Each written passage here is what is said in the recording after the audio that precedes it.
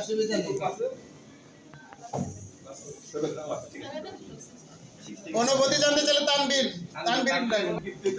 কেমন লাগতেছে? আসসালামু আলাইকুম ওয়া রাহমাতুল্লাহি ওয়া বারাকাতুহু। আজকের এই পুরস্কার বিতরণ অনুষ্ঠানে উপস্থিত সম্মানিত সভাপতি, উপস্থিত প্রধান অতিথি এবং উপস্থিত অন্যান্য সকল অতিথিবৃন্দকে অনেক ধন্যবাদ আমাকে কিছু বলার সুযোগ দান করার জন্য।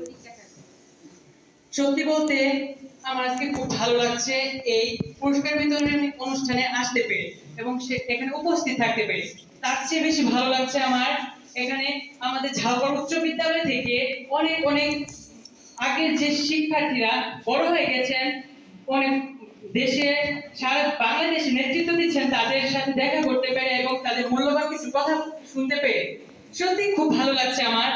আর আমরা যদি এরকম পরিবেশে সবসময় নিজেদেরকে জ্ঞাপন করতে পারি তাহলে আমার মনে হয় আমরা সবাই যতটুকু ভালো করছি ইনশাআল্লাহ এর চেয়ে আরো বেশি ভালো করতে পারবো এবং আমাদের জীবনকে উন্নতি সুযোগ করতে পারবো।